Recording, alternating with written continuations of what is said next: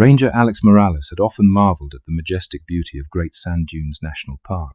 Rising from the San Luis Valley in south-central Colorado, these soaring dunes formed the tallest in North America. Their shifting shapes, carved by wind and time, could tower hundreds of feet high.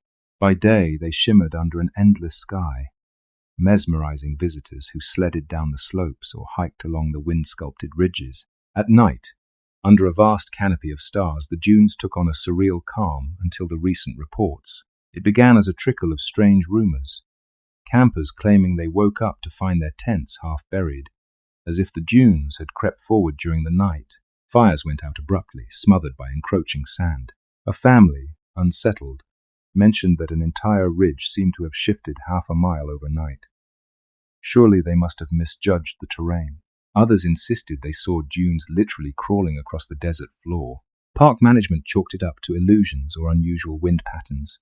But as the weeks passed, the stories intensified. A local guide found swirling patterns in the sand that resembled giant serpentine tracks. More than one group of backpackers reported eerie vibrations beneath their feet at dusk. The final spark was when a pair of hikers vanished. Only faint footprints led to the base of a dune, abruptly ending. There was no sign of them beyond that point. Alarmed, the park superintendent assigned Ranger Alex to look into these accounts. Skeptical but conscientious, Alex combed the area where the hikers disappeared, expecting to find normal explanations: collapsing sand, hidden sinkholes. Yet after hours of searching, the only clues were partial footprints that trailed off into an untouched slope. Not a single shred of gear or clothing. Alex felt a prickle of unease creeping along his spine. The first hint that something truly bizarre might be happening beneath these golden grains. Before the vanishings, Alex had enjoyed the calm routine of patrolling at dusk, making sure campers followed rules about fires and set up tents safely. The dunes had always been a place of quiet wonder at night, the wind carrying faint whistling as grains shifted in the moonlight. But now each shift of sand made him wary. He found himself scanning the slopes for movement, recalling the rumors that the dunes themselves might be moving in unnatural ways. A few days after the hiker's disappearance, the superintendent authorized overnight surveillance. Alex volunteered, albeit with a knot of anxiety. On an early autumn evening, the sun cast long shadows across the dunes before sinking below the Sangre de Cristo Mountains, leaving a fiery orange glow on the horizon. Alex hopped into his park-issued SUV and drove out to a remote access point where some of the strangest accounts had originated. By the time he arrived, twilight was deepening into night. The dunes loomed like silent giants, their curves and ridges turning an inky blue under the waxing moon. Stars began to shimmer overhead. Alex parked on a dirt patch near a small stand of hardy pines. He checked his radio weak signal, but workable, then donned a headlamp and grabbed his standard gear: water, flashlight, first aid kit, basic survival items. He'd walk the perimeter of the dunes, keep watch for suspicious activity. Perhaps he'd see signs of coyotes or unusual wind gusts that might explain everything. Initially, the night was still. The temperature dropped, the desert air cooling rapidly. After an hour of walking around the base of a towering dune, he found nothing. Yet an unsettling feeling brewed at the edges of his mind, like the sense of being watched. He pivoted often, scanning with his flashlight. The beam illuminated rippling patterns in the sand, nothing else. At around 11 p.m., the breeze picked up, swirling fine grains around his ankles. A faint rustling noise echoed, more than just wind. He paused, listening. Another rustle, nearer this time. He aimed his flashlight at the slope. The dune looked unchanged, a gentle slope climbing steeply into the darkness. But he swore he saw tiny avalanches of sand sliding downward, as if the dune itself exhaled. Then, from somewhere deeper in the dunes, he heard a muffled thump, like something heavy shifting. The radio at his belt hissed with static.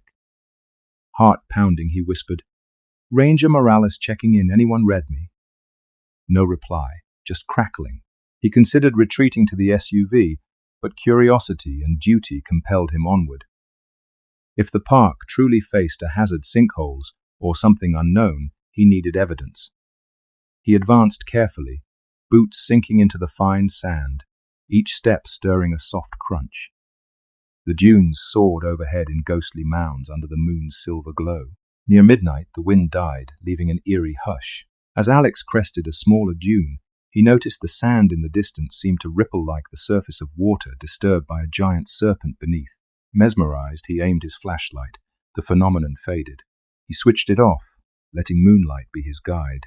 There it was again, a rolling wave in the sand, maybe 100 yards away. Could it be a trick of the eye? He wondered. He advanced a few steps, breath quickening. Another wave swelled, as if some subterranean creature slid beneath the surface. The dune's crest shifted slightly. Grains poured down with a hiss. Adrenaline raced through him. He tried to rationalize. Perhaps an underground channel of wind. Then the wave moved horizontally, traversing the slope's base. Alex's heart hammered. That was no simple wind. A surge of sand erupted from the slope, like a mound rising. He glimpsed a shape, massive and sinuous, before it sank back beneath. He stumbled backward, mouth dry. This must be a hallucination. Another tremor quaked the ground beneath his feet. A wave of sand spilled from a ridge, nearly reaching him. Desperate to confirm he wasn't losing his mind, he snapped on his flashlight, only to see static dunes. Nothing moved. The breeze was gone. The slope looked normal, albeit with fresh ridges from some recent shift. "Hello!" he shouted, voice echoing. No answer but the lonely expanse of sand. His radio crackled again. He grabbed it. "Ranger Morales, anyone copy?" Static. Then a faint voice, possibly a colleague's name or just garbled noise. He tried to respond. The radio died. Anxiety clawed at him. He decided to head back to the SUV, reevaluate. As he turned, a low rumbling noise rose behind him. He spun to see a swirling patch of sand about 30 yards away, funneling upward like a mini tornado. The funnel collapsed, leaving the dune looking as before. Except now, the footprints he'd made earlier were gone erased. The realization sank in. Something beneath the dune can wipe away tracks, can shift the landscape at will. The missing campers, could they have been pulled under by that? Shaken, he retreated quickly, half expecting the ground to open beneath his boots. But he reached solid ground near the SUV unscathed. The rest of the night he huddled in the driver's seat, engine idling, scanning the dunes with high beams. Nothing more stirred. By dawn, the desert looked serene, mocking the terror of hours before. The following day, Alex described his experience to the park superintendent, who listened with a concerned frown but remained skeptical. Shifting dunes? Something massive? That's unprecedented. Could be illusions or windstorms, the superintendent offered gently.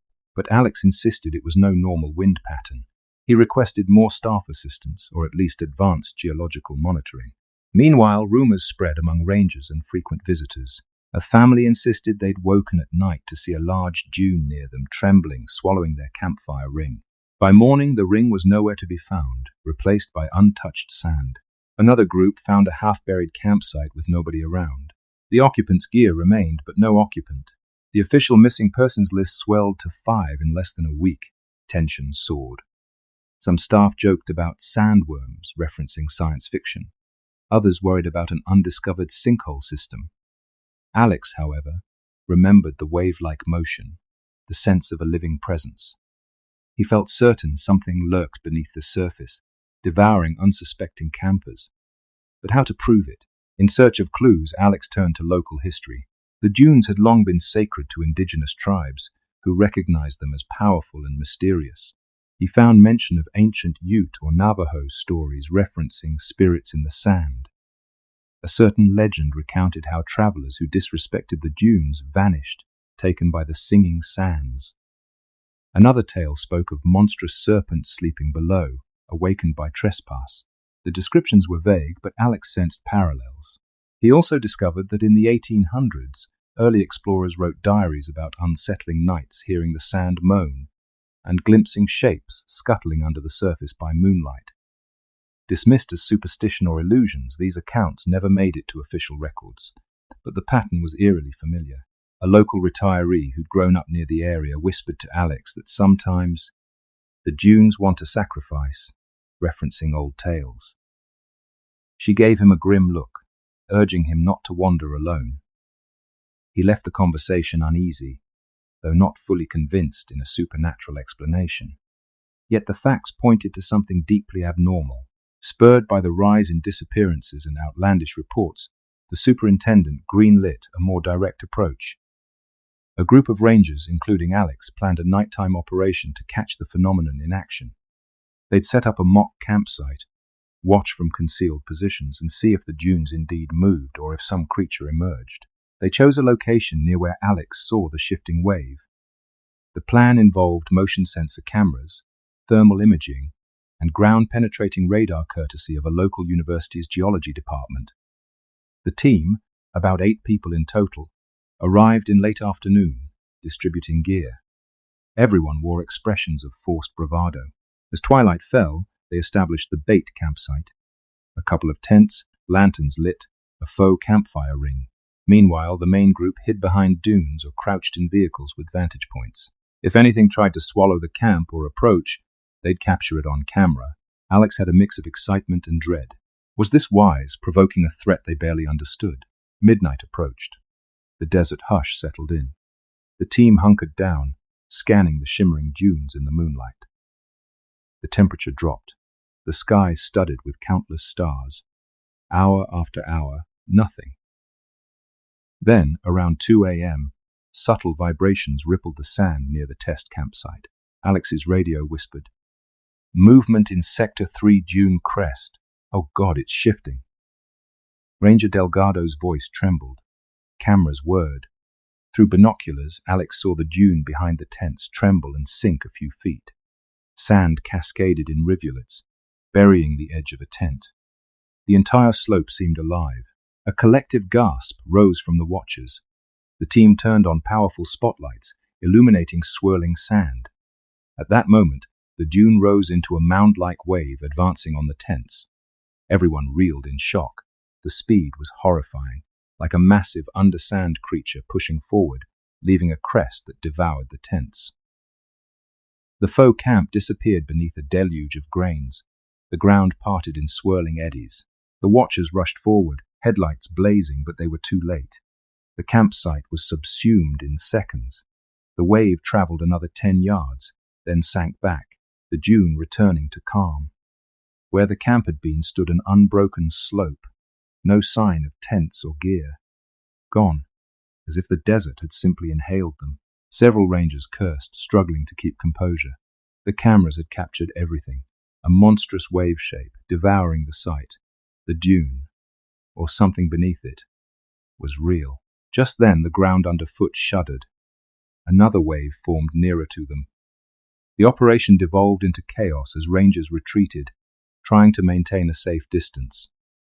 A swirl of grains erupted from a new spot, revealing a glimpse of something dark, like scaled flesh or chitin. The shape retracted instantly, leaving behind swirling dust. Alex's mind reeled. In the commotion, Alex found himself separated from the main group. Spotlights flitted around, revealing swirling dunes from multiple angles. Heart hammering, he stepped around a mound. That's when he saw it, just a few yards away. The sand bulged, and a segment of something huge and serpentine slid across the surface, ridged and glistening with sand. The sight froze him in place. Some massive worm or serpent?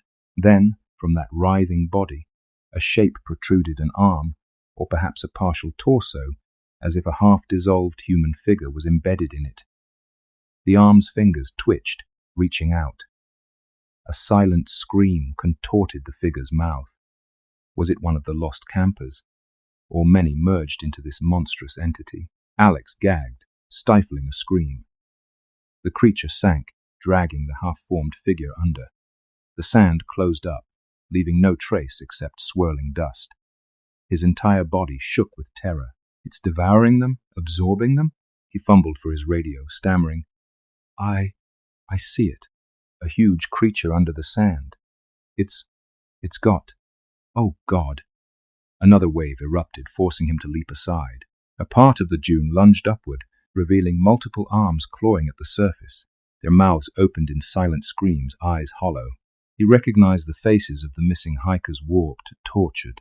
They reached for him, fingers inches away. Fear locked his muscles. Then the wave collapsed, swallowing them. They sank back into the dune. He scrambled back, tears welling. The monstrous entity, composed of sand and devoured souls, was beyond horrifying. We have to get out, he realized. He sprinted, nearly tripping on ridges, dust in his lungs. Through the swirling gloom, he glimpsed colleagues fleeing, vehicles in the distance with headlights on. He stumbled to his jeep, half expecting the ground to open. Spotlights flickered as rangers retreated en masse. The dunes heaved behind them, lumps rising and falling, but eventually subsiding. The monstrous presence sank into the desert's depths. At last, the team regrouped at the staging area, some rangers hyperventilating, others in shock. No one was physically harmed, but all carried the mental scars of glimpsing that unimaginable horror. Back at the park headquarters, panic reigned. The footage from cameras was partial dust had obscured many shots, but what existed was terrifying, swirling dunes, lumps of possible flesh, arms reaching out. The park leadership faced an impossible dilemma: reveal the truth or hush it up to avoid mass panic. Officially, Crater Lake or Redwood Forest or some other park might overshadow them, but this was Great Sand Dunes. Tourists flocked here to see the dunes. If news spread of a subterranean monster devouring people, the park's future would be in jeopardy, and potentially, a wave of reckless thrill-seekers might come. In a closed-door meeting, top rangers and officials decided, classify the event as unexplained geological phenomena. They'd block off certain areas, citing unstable dunes. Families of missing persons would be offered settlements and a vague explanation of fatal sand collapses. Alex was horrified but powerless. He needed his job, and the official stance was forcibly set, but he refused to let the matter rest. Quietly, he confided in a few trusted colleagues, including those who witnessed the event. They agreed to keep watch. If the phenomenon continued or threatened more lives, they'd have to act, official policy or not. Meanwhile, rangers posted new warnings. Danger, shifting dunes, do not camp overnight. The frequency of vanishing slowed as fewer visitors risked venturing far from designated spots. For a time, the monster beneath the sand seemed dormant. Alex couldn't sleep well. Nightmares of hollow-eyed faces pressing up through dunes haunted him. He drank coffee to stay alert, his mind replaying the moment of that partial torso reaching out for help. He wondered if the devoured souls remained conscious within that creature. The thought was too horrific to bear. Despite management's hush, rumors leaked out. Some local newspapers ran speculative pieces about a sand sinkhole monster. Online forums buzzed. The park's official response was unsubstantiated rumors. Nonetheless, the overshadow of dread lingered. Strange footprints occasionally appeared, half human, half other, only to vanish by morning. People whispered that at night, if you listened carefully at certain dunes, you could hear muffled moans. Alex grew determined to attempt one final measure. If the creature was real, maybe it could be driven away or at least forced deeper underground, preventing more tragedies. He considered an approach similar to controlling large predators. Maybe powerful vibrations or controlled blasts could scare it from the surface. But implementing such a plan demanded secrecy and resources. Could he gather enough allies? The break came when an out-of-state ghost hunting group snuck into the restricted dunes at night, searching for the legendary sand demon. Their social media posts alerted the rangers. Fearing more casualties, Alex and two loyal colleagues, Rangers Delgado and Riley, rushed out, determined to save these thrill-seekers from an unseen horror. They arrived under a bright moon, scanning for the intruders. Sure enough, faint lights bobbed among the dunes. Over the radio, Alex hissed instructions for Delgado to circle from the east, Riley from the west, while he advanced from the south. The plan was to intercept the group before the dunes claimed them. No sooner had they begun than a familiar tremor rattled the sand. It's awake. The monstrous presence sensed fresh prey. Alex's chest tightened. He sprinted toward the lights, ignoring the shifting lumps in the corner of his vision. In the distance, someone screamed. The night flared with flashlight beams. He crested a ridge to see swirling sand surrounding three figures. The ghost hunters flailed as the ground beneath them sank like quicksand. A wave of dunes rose, revealing spectral arms clawing up. The group was nearly waist-deep, pulled downward by invisible force. Alex shouted, shining his high-powered flashlight. A huge mound, reminiscent of a serpent's hump, bulged behind the sinking group. Desperately, he extended a rope, urging them to grab it. One by one, they latched on. With adrenaline surging, he hauled them free from the hungry sand. The monstrous mound hissed, spitting sand in a storm. They tumbled back, gasping. Delgado and Riley arrived, shining lights that forced the swirling arms to retreat momentarily. But the wave wasn't done. It lunged forward, forming a crest that parted, revealing a seething mass of half-absorbed bodies, their mouths open in silent screams. The arms flailed, trying to grasp the living. Delgado fired a flare gun, the bright glare disorienting them. The monstrous crest shrank, but the wave pressed on. All the humans retreated, half dragging the dazed ghost hunters. In that moment of chaos, Alex recalled his earlier plan. Maybe a loud, violent shock would repel it. He grabbed his only potential device, an emergency bear banger, a small explosive used to scare off aggressive wildlife. He quickly signaled Delgado and Riley, who understood. They corralled the ghost hunters behind a dune for safety, while Alex advanced just close enough to fling the bear banger onto the swirling wave. A flash of light and a deafening bang erupted, echoing across the dunes. The monstrous wave shuddered violently, collapsing in on itself. The arms sank, the crest subsided, and the entire swirling mass retreated in a cascade of sand. The ground stilled. A hush fell, save for the howling wind. The creature, or whatever force, seemed to recoil deeper underground, at least for now. The group fled, stumbling over dunes until they reached safer ground near the rangers' vehicles. The ghost hunters were shaken but alive, grateful for the rescue. They babbled about capturing partial video of something huge under the sand. But they also recognized the danger was all too real. The rangers, equally shaken, demanded the ghost hunters leave the park at once. They complied. As dawn approached, the dunes looked deceptively peaceful, golden in the first rays of sunlight. The sense of menace lingered, though. Alex conferred with Delgado and Riley. The explosive deterrent had worked temporarily, but it was no permanent fix. They realized the phenomenon was far larger, deeply tied to the land. The best they could do was keep the area restricted, hope that fewer people ventured out. Perhaps the monster would remain dormant if not disturbed. Wordlessly, they all understood. The dunes were no longer safe. The official policy continued to be that the region was closed for ecological restoration. The park quietly posted additional rangers to patrol, ensuring no strays entered at night. The vanishing stopped, or at least slowed. Over the following months, Great Sand Dunes National Park returned to a semblance of normalcy. Tourists enjoyed the main dune fields closer to the visitor center, supervised by vigilant rangers.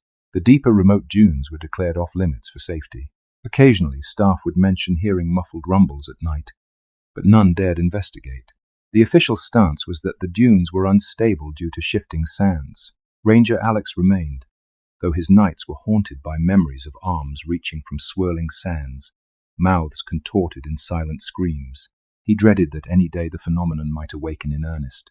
He tried to comfort himself with the knowledge that, for now, the monstrous presence was contained. He held a glimmer of hope that maybe eventually it would slip back into permanent dormancy. Yet each time he stepped onto the dunes, he couldn't help recalling that wave-like motion, the sight of a partial torso embedded in the creature. The notion that the souls of the vanished roamed within that subterranean nightmare gnawed at him. He'd occasionally stand on a dune at sunrise, scanning the horizon for any sign of shifting ridges. The wind might blow, sending plumes of sand swirling, but no giant wave emerged. Still the fear lingered. Locals quietly circulated rumors, some calling it the Sand Eater, others speculating about an ancient predator awakened by shifting climate, or something supernatural hungry for unwary travelers. The Park Service never confirmed these stories, but those who'd encountered the unexplainable wave of sand at night knew the horrifying truth. Beneath those beautiful dunes lay something living, ancient, and predatory. Visitors continued to come, enthralled by the vistas. Most left with only pleasant memories of sun-kissed dunes and star-laden skies. But a chosen few those who camped near restricted zones or wandered too far after dark. Sometimes felt the ground tremble, glimpsed dunes that shifted in unnatural ways. They'd scurry back, deciding they imagined it. Yet in the hush of midnight, Great Sand Dunes retained a silent watchfulness. If you stand alone on a remote ridge, you might sense vibrations underfoot, see sand grains trickling in arcs, or catch the faintest ripple beneath the surface. That's the moment to turn back, hurry away, for the thing beneath the sand is patient. It slithers in the deep, waiting for the next foolish soul to ignore the warnings, to set foot too far from safety, and in a single wave of rippling dunes, it will claim another victim erased, devoured, with only footprints left behind until the morning wind covers them. leaving the desert as smooth and unblemished as ever.